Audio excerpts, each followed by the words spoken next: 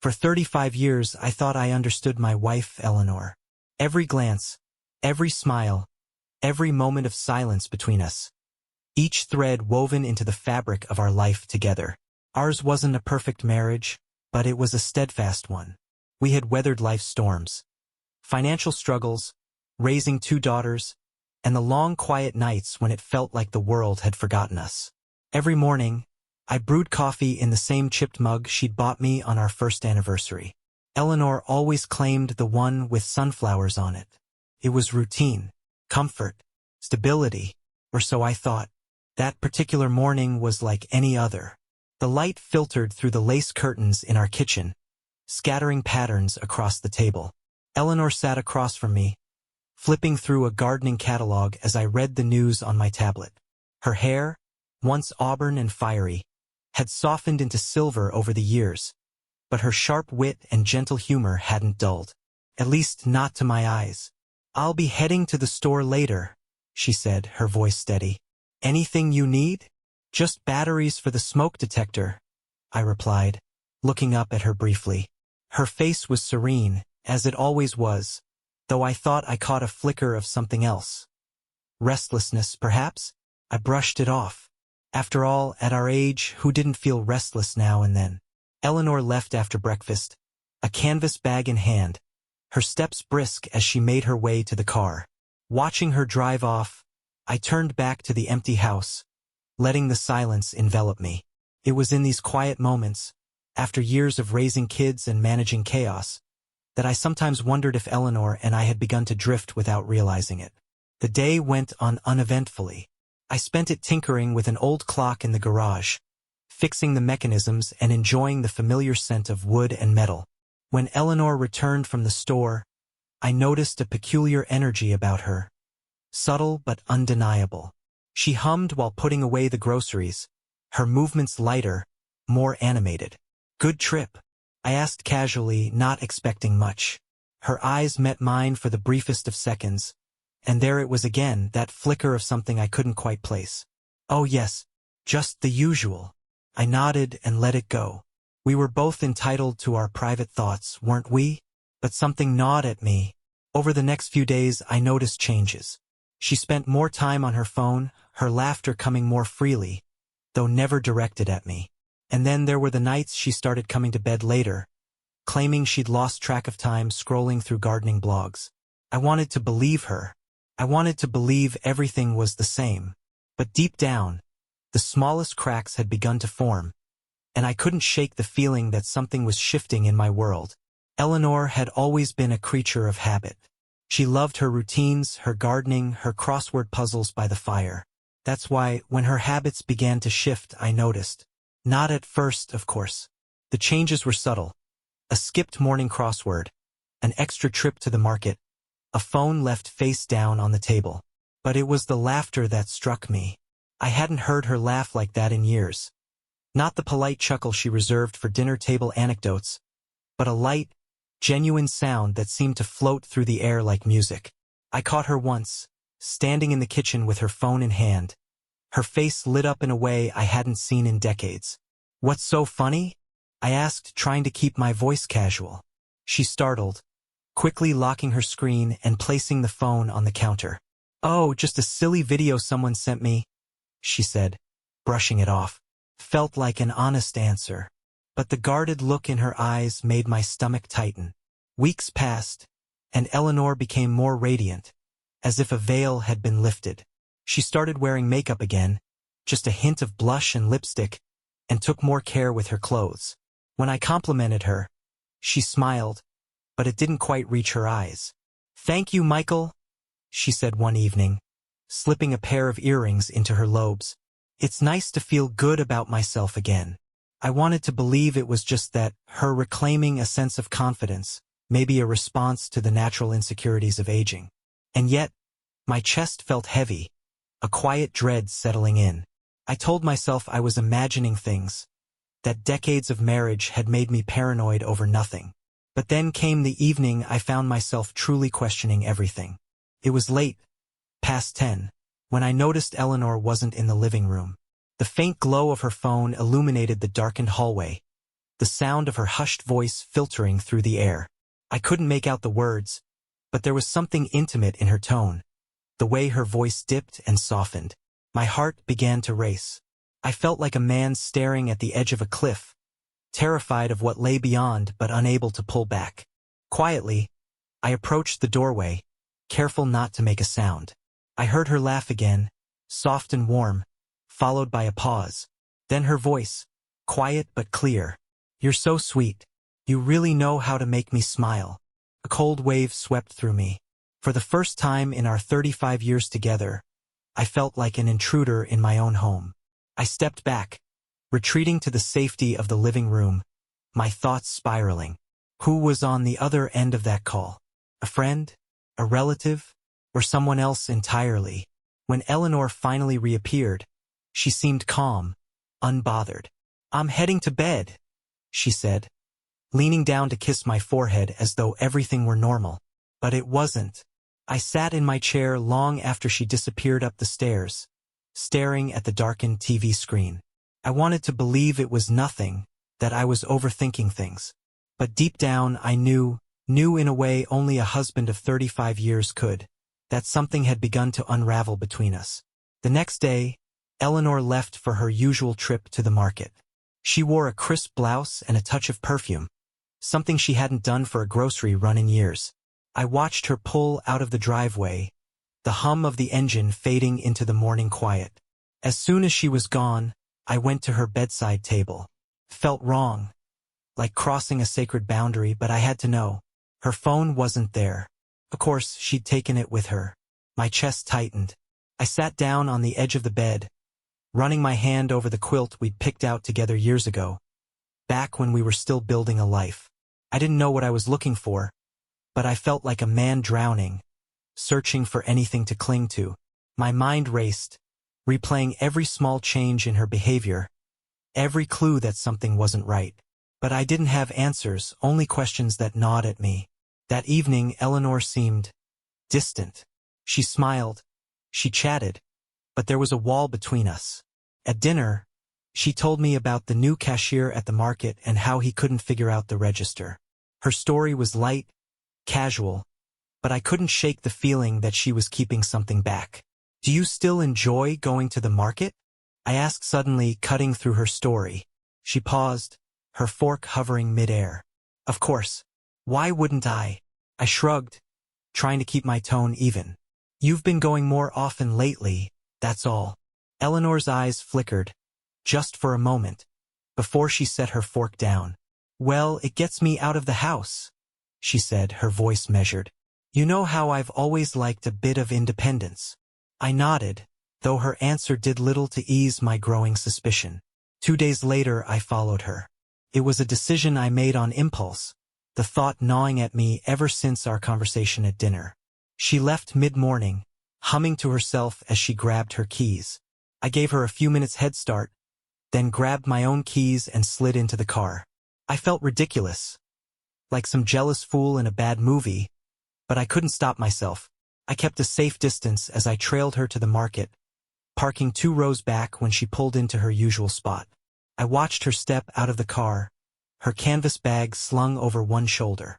She disappeared into the store, and I waited, my heart pounding against my ribs. 10 minutes passed, then 20. When she finally reemerged, my stomach dropped. She wasn't alone. Standing next to her was a young man. Tall, confident, with dark hair and a grin that seemed almost practiced. He carried her groceries to the car, and they talked easily, laughing at something I couldn't hear. I gripped the steering wheel tightly, my breath shallow. Who was he? A kind stranger? A store employee? Or something more? I wanted to get out, to confront them, but I stayed frozen, watching as Eleanor touched his arm lightly before he walked away. She got into the car and drove off, oblivious to the storm brewing inside me. That night, as Eleanor sat beside me on the couch, I tried to bring it up without tipping my hand. "Did you see anyone interesting at the market today?" I asked, keeping my tone light. She glanced at me, her face unreadable. "No, just the usual crowd," she said. Her lie was so smooth, so effortless, that it chilled me to my core. Eleanor's lie lingered in my mind like a splinter I couldn't pull out. It wasn't the first time she'd been evasive, but now, after seeing her with that young man, it took on a new weight. That night, I lay awake long after she'd fallen asleep, staring at the ceiling, my thoughts a tangled mess. Who was he? What was their connection? I replayed the scene outside the market over and over, dissecting every glance, every touch. Was it innocent? Was it more? I had no answers, only questions that seemed to multiply with every passing hour. The next day, I decided to confront the situation in my own way. After Eleanor left to visit a friend, I grabbed her laptop from the living room desk. It felt like a betrayal, prying into her private world, but I couldn't shake the feeling that something was being kept from me. I opened the browser and checked her recent history. Most of it was harmless gardening blogs, recipes, a few online shops. But then I found something that made my heart stop. A bookmarked page for a messaging app one didn't recognize. I clicked on it, but it required a login. My chest tightened as I stared at the screen, a cold wave of dread washing over me. What was she hiding? Who was she talking to? Later that evening, I couldn't bring myself to look her in the eye. Eleanor noticed, of course. After 35 years, you learn to pick up on the smallest shifts in your partner's mood. "Is something wrong, Michael?" she asked as we cleared the dinner table. I shook my head, forcing a smile. "No, just tired." She studied me for a moment, her hazel eyes searching mine, but she didn't press further. Days turned into weeks, and the tension between us grew. Eleanor continued her trips to the market, each one feeling like another nail in the coffin of our trust. I wanted to confront her, to demand answers, but I didn't know how to begin. What if I was wrong? What if I was right? Then, one evening, I noticed something that shifted everything. Eleanor's phone buzzed on the kitchen counter, and she glanced at it quickly before turning it face down. I caught a glimpse of the screen, a name I didn't recognize. Lucas. "Who's Lucas?" I asked casually, trying to keep my voice even. Her hand froze mid-reach for the salt shaker. "Oh, just someone from the garden club," she said, too quickly. Her answer didn't sit right. "You've never mentioned him before."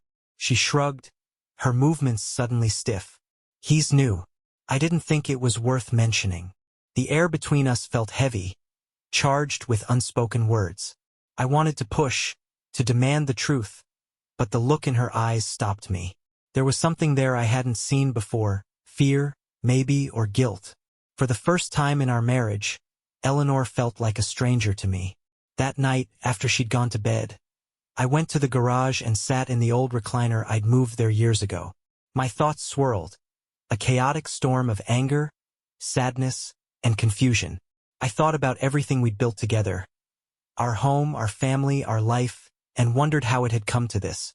And then I made a decision. I couldn't keep living in the dark. I needed to know the truth, no matter how much it hurt. The next morning, I woke early, my resolve hardened. Eleanor still slept soundly beside me, her face peaceful in the soft light of dawn. It struck me then how much I still loved her, despite the growing cracks in our marriage. But love wasn't enough. Not without trust. When she left for her usual trip to the market, I waited 10 minutes before grabbing my keys and following her again. This time, I was ready to confront whatever I might find. I parked far enough away to remain unseen and watched as she entered the store. A part of me hoped I was wrong, that I'd find her browsing tomatoes and chatting with elderly neighbors like she always claimed. But deep down, I knew I wouldn't. 15 minutes later, she emerged. And there he was again. Lucas. He was wearing a leather jacket this time, his grin as sharp as ever. They stood close, their voices low, their body language unmistakable. When he reached out to touch her arm, I felt my stomach twist. She didn't pull away. They walked together to a small cafe on the corner. I followed on foot, keeping my distance. From a spot across the street, I watched them take a table by the window. They talked animatedly, laughing, leaning in as if sharing secrets. At one point, Lucas reached across the table to hold her hand. The sight sent a jolt of pain through me, sharp and unforgiving. My wife, my Eleanor, was holding another man's hand as if it were the most natural thing in the world. I felt rooted to the spot, unable to move, unable to breathe. When she returned home later that afternoon, she was radiant, her cheeks flushed, her eyes bright. "The market was packed today," she said, setting the groceries on the counter. I nodded, the lump in my throat making it impossible to speak. "I picked up some fresh herbs for the garden," she added, her tone light, as if nothing had changed. I couldn't hold it in any longer. "Eleanor," I said, my voice trembling. She looked at me, startled. "Yes." I hesitated, the words catching in my throat. "Who is he?" I wanted to shout. "What does he mean to you?" But I couldn't bring myself to ask. Instead, I forced a weak smile. "Nothing. Never mind." Her expression softened, but there was a flicker of relief in her eyes. That night I couldn't sleep. I lay awake, staring at the ceiling. The image of Eleanor and Lucas burned into my mind. Every laugh, every touch, every shared glance played on a loop, tormenting me. I knew I couldn't ignore it any longer. I had to confront her, to demand the truth. But I wasn't ready, not yet. First, I needed proof. Something undeniable. Something she couldn't explain away. And so, I decided to follow her again. This time, I'd stay until I had answers. The following morning, Eleanor left again, humming softly as she grabbed her purse. She kissed me lightly on the cheek, the gesture automatic. For a fleeting moment, I wondered if she felt any guilt, if she knew I'd begun to suspect. "Don't wait up for me," she said. "I might stop by the florist on the way back." I nodded, my face a mask of calm. "Take your time." Once she drove away, I grabbed my jacket and followed. This time, I kept my distance, parking far enough behind to avoid detection. She didn't go directly to the market. Instead, she turned onto a quiet residential street and pulled into the driveway of a small, nondescript house. My chest tightened as I watched her knock on the door. Swung open, and there he was. Lucas. He greeted her with a smile, one that made my blood run cold. She stepped inside, and the door closed behind her. I parked a few houses down and sat in the car, my heart pounding in my chest. Minutes turned into hours, each one dragging endlessly as I stared at the house, willing myself to move, to do something. What was she doing in there? Did I really want to know? The thought of barging in crossed my mind, but I couldn't bring myself to do it. Instead, I sat frozen, paralyzed by fear and anger and heartbreak. It was nearly 3 hours later when she finally emerged. Lucas walked her to her car, his hand resting lightly on her back. She turned to him, saying something I couldn't hear. He laughed softly, leaning in close, and kissed her. The world seemed to tilt beneath me. My breath hitched, my chest tightening until it felt like I might shatter. Eleanor pulled away after a moment, her expression conflicted. She said something to Lucas, her hands gesturing briefly, before getting into her car and driving away. He stood in the driveway, watching her go, his hands shoved into his pockets, his smile fading. I followed her home in a daze, unsure of what to do or say. By the time I walked through the door, she was already in the kitchen, slicing fruit for a salad. She looked up as I entered, her face lighting up with a smile that now felt alien to me. "Hi, love," she said cheerfully. "How was your morning?" My voice felt stuck in my throat. I forced myself to answer, keeping my tone neutral. "Fine." Her expression softened, as if she could sense my unease. "You seem distracted lately," she said. "Is something bothering you?" I stared at her, the weight of what I'd seen pressing down on me like a physical force. My mind raced with questions, accusations, but I couldn't bring myself to say them out loud. "Not yet. Just tired," I muttered, turning away. As I climbed the stairs to our bedroom, I realized something painful but undeniable. The woman I thought I knew, the woman I had spent 35 years building a life with, was slipping away from me. And I wasn't sure if I could ever get her back. The kiss haunted me. Every time I closed my eyes, I saw Eleanor leaning into Lucas, her lips meeting his. It was a betrayal so stark and visceral that it shattered something deep within me. And yet, I couldn't bring myself to confront her. Not yet. I wasn't ready for the answers. Answers that might destroy everything we had built over 35 years. Instead, I spent the next day preparing. If I was going to have this conversation, I needed to control it. I wanted to give her no room for denial, no chance to twist the truth into something more palatable. That evening, I sat in the living room, waiting. The minutes ticked by, each one stretching longer than the last.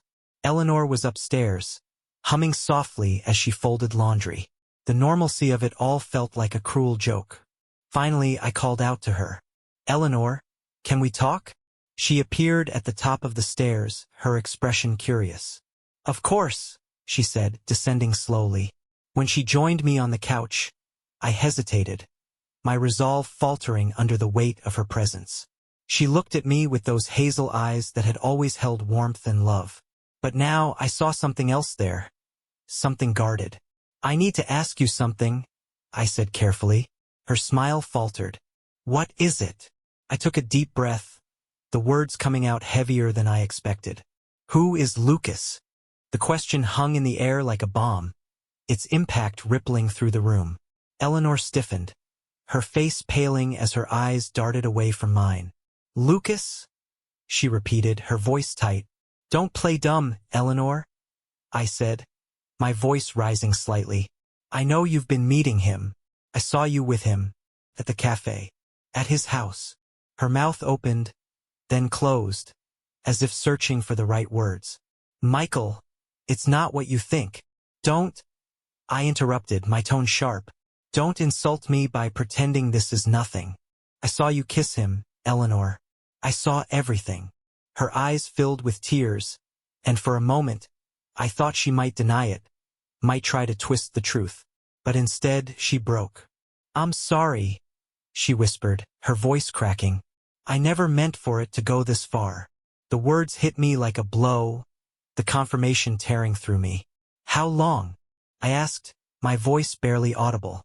Eleanor hesitated, her hands trembling in her lap.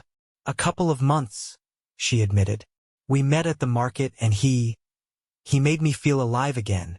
I stared at her, my heart breaking with every word. "Alive," I repeated bitterly. "Was I not enough for you anymore? Did 35 years mean nothing?" Her tears fell freely now, but I felt no sympathy. Only anger, only pain. "I didn't plan this, Michael," she said, her voice desperate. "It just happened. I never stopped loving you. I just—" "Stop," I snapped, cutting her off.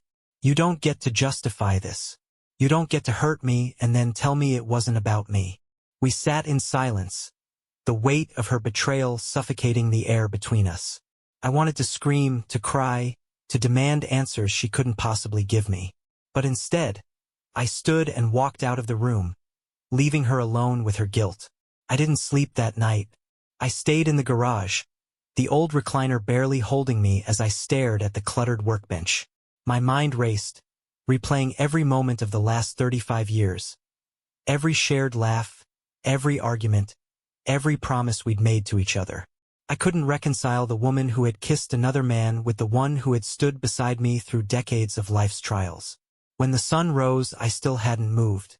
Eleanor didn't come to find me. Maybe she knew I needed space. Maybe she didn't know what to say. Either way, the silence between us grew heavier with each passing hour. The next morning, I emerged from the garage, bleary-eyed and numb. Eleanor was in the kitchen, standing at the sink with her back to me. The tension was palpable, the air thick with unspoken words. She turned when she heard me enter, her face lined with exhaustion. "Michael," she began, her voice soft, hesitant. I held up a hand, cutting her off. "I'm not ready to talk," I said firmly. She nodded, her expression crumpling. "I understand." Did she? Could she possibly understand what it felt like to have the foundation of your life ripped out from under you? To see the person you trusted most betray you in the most personal way? I doubted it. The day passed in a blur. I wandered aimlessly around the house, trying to find something, anything, to distract myself. The familiar comforts of home now felt foreign, tainted by Eleanor's betrayal. Every corner of the house held a memory, a reminder of the life we'd built together. By the time evening rolled around, I felt suffocated. I grabbed my coat and keys and left without a word, needing air, space, distance. I drove aimlessly, the streets blurring as my thoughts churned. How had we come to this? Was it my fault? Had I failed her in some way? The questions gnawed at me, each one cutting deeper than the last. Eventually, I found myself parked by the lake where we used to picnic when the kids were young. The water was calm, the moonlight dancing on its surface. I sat on a bench, the cool night air biting at my skin, and let the stillness wash over me. For the first time since our confrontation, I let the tears fall. Silent, heavy tears that carried the weight of my pain, my anger, my loss. When I finally returned home, the house was dark. Eleanor had gone to bed, leaving a small plate of food covered on the counter. I stared at it for a long time, the gesture simultaneously comforting and infuriating. I left it untouched and climbed the stairs to the guest room. As I lay down, the emptiness of the bed felt like a cruel echo of the emptiness inside me. And for the first time in 35 years, I fell asleep without Eleanor by my side. The next few days were a blur of avoidance. Eleanor and I moved around each other like strangers, the silence between us a chasm neither of us knew how to cross. She tried once or twice to speak, but I shut her down with a glance or a clipped response. I wasn't ready to hear her excuses, her explanations, whatever she thought could justify what she'd done. I spent most of my time in the garage, tinkering with projects that didn't need fixing, anything to keep my hands and mind busy. The hours dragged on, each one heavier than the last. But the ache in my chest never left. It was there, constant and consuming, a reminder of what I'd lost. One afternoon, Eleanor finally cornered me in the kitchen. I was pouring a cup of coffee when she walked in, her movements tentative, like she was approaching a wounded animal. "Michael," she said softly, her voice trembling, "please, we need to talk." I didn't look at her. "I don't think there's anything left to say." "There is," she insisted, stepping closer. "You deserve to know why." "Why?" I snapped, my anger flaring. "Why you decided to throw away 35 years. Why you decided to betray me with some kid who has nothing to offer but cheap thrills. Go ahead, Eleanor. Enlighten me." She flinched at my words, tears welling in her eyes. For a moment, I felt a pang of guilt, but it was quickly swallowed by my fury. "I don't expect you to forgive me," she said, her voice breaking. "I don't even expect you to understand. But I need you to know. It wasn't about you. It wasn't about us." I slammed my cup down on the counter, the sound echoing in the stillness. "Then what the hell was it about?" Eleanor hesitated, her hands twisting together. "It was about me," she said finally. "I was scared, Michael. Scared of growing old, of fading into irrelevance. Lucas made me feel like I mattered again, like I was still someone worth noticing." Her words hit me like a punch to the gut. I wanted to scream, to tell her she'd always mattered, to me, to our family. But the betrayal still loomed too large, overshadowing everything else. "You didn't think I noticed you?" I asked, my voice low. "I've loved you every single day of our marriage, Eleanor. I've built a life around you. And this is how you repay me."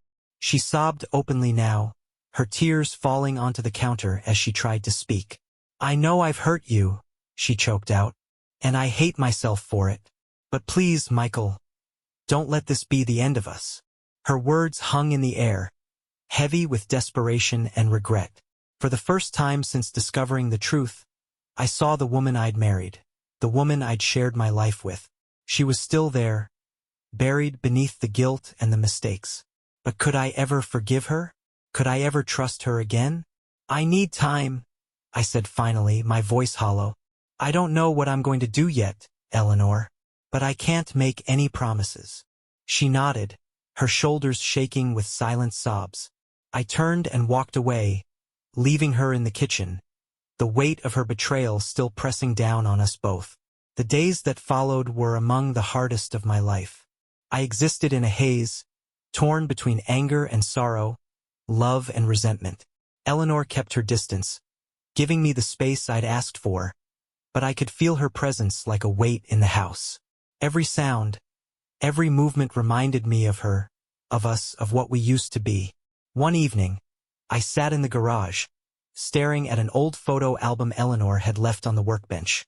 It was one from the early years, pictures of us on road trips, at family barbecues, holding our daughters as babies.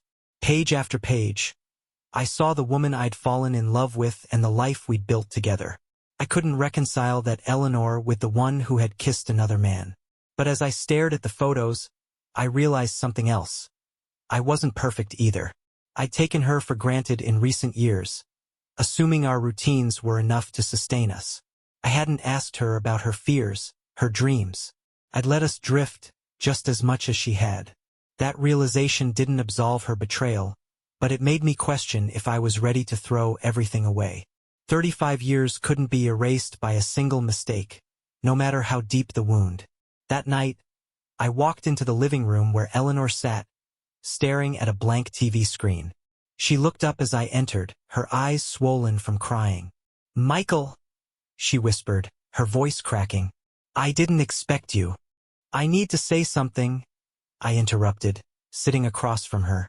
"I've been trying to sort through everything, what you did, what it means for us. And I still don't have all the answers.